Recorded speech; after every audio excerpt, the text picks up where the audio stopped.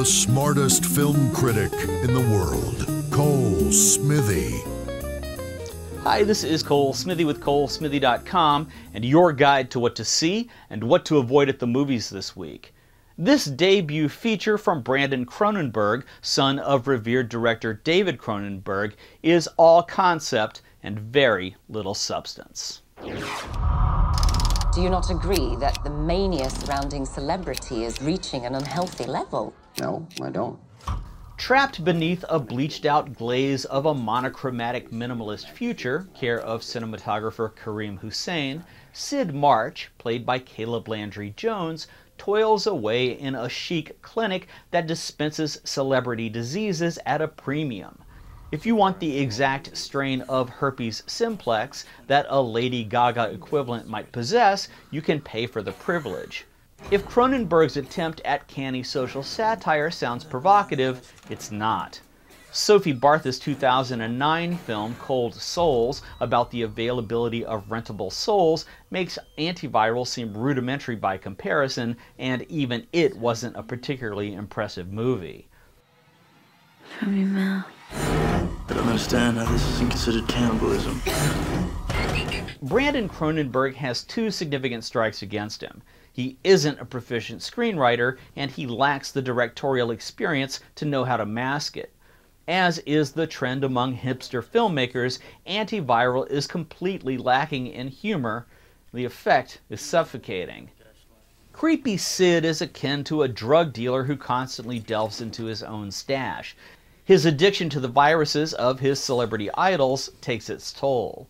He resembles a punk rock junkie of the 80s era of Lower East Side Manhattan who believes he'll be the next Johnny Thunders if he just shoots the same kind of Chinese rock that Thunders famously sang about.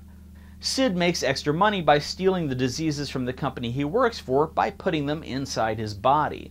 No one would ever accuse Sid of being much of an empathetic protagonist. You've become involved in something sinister.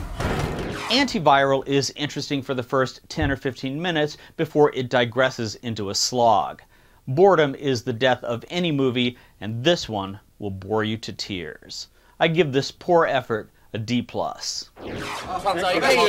Government approval process. You basically have a script, several cartons of cigarettes.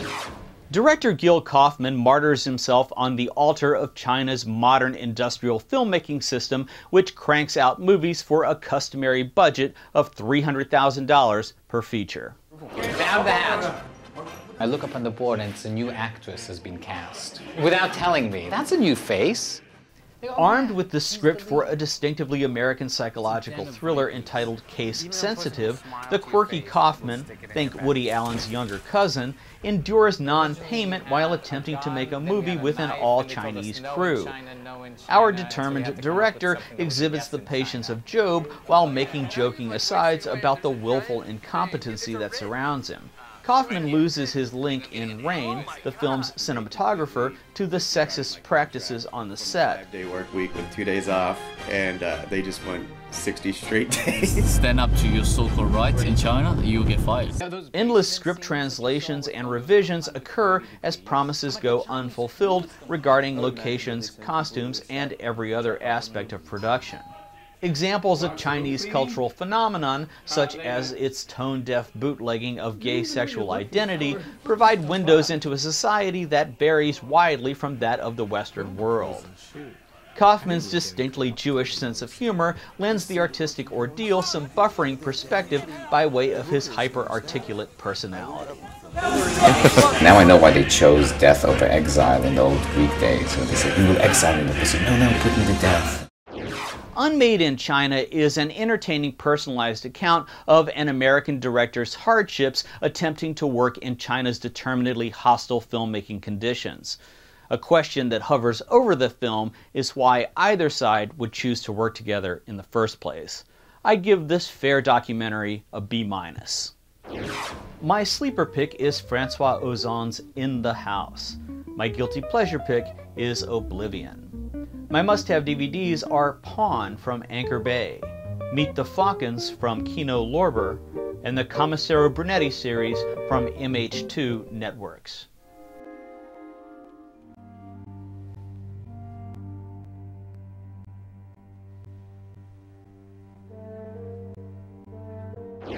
Far From Heaven is Todd Haynes' virtuosic homage to the cinema of Douglas Sirk, famous for All That Heaven Allows, 1955, and Imitation of Life, 1959.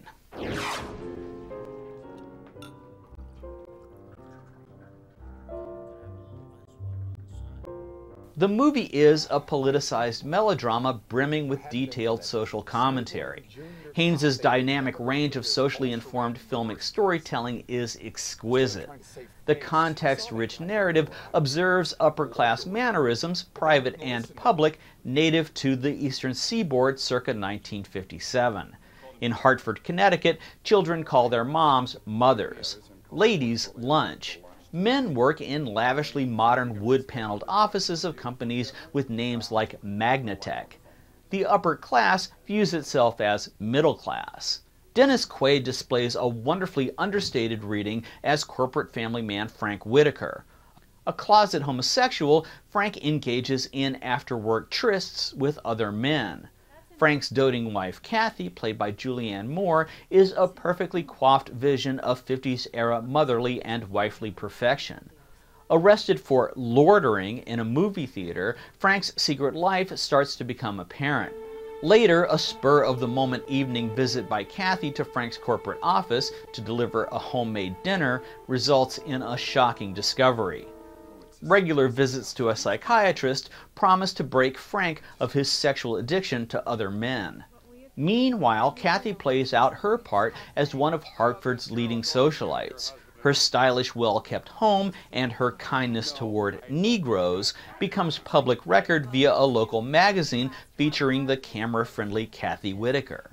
Haynes' perceptive scrutiny of an idyllic 50s-era right-wing American dream fabricates a corollary between racism and anti-gay views, as well as between Hartford's wealthy white suburbs and its black ghettos. The Whitakers have a black maid, played by Viola Davis, whose token status is lessened somewhat by the home's mild gardener, Raymond Deegan, played by Dennis Haysbert. A mutual attraction between Kathy and Raymond leads to an afternoon spent visiting a black restaurant in Raymond's neighborhood. Witnessed together by one of the ladies who lunch, rumors about Kathy spread through her social circles like a virus. While Frank gets time off with a paid vacation for the family due to his crisis of personality, Kathy is forced to side with the racist status quo of her community. Even Kathy's self-proclaimed best friend, Elle, played by Patricia Clarkson, shows her unreliable colors when Kathy speaks longingly of Raymond. Douglas Sirk's striking palette of saturated primary colors propagates every frame of Haynes' perpetually autumnal setting. The contrast of gritty dramatic material against an idealized, read fascistic social atmosphere makes for an enthralling movie experience. Kathy, Frank, and Raymond are socially repressed characters yearning for an earthly human connection different from what society deems acceptable.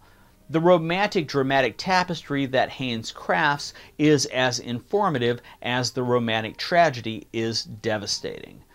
Far From Heaven is a masterpiece of LGBT cinema. Happy New Year, darling. That it adheres to a classic cinematic model designed by one of the 20th century's most visionary directors allows for a special variety of transcendence for its audience. Heaven is not what it pretends. Thanks for watching, and visit ColeSmithy.com for more.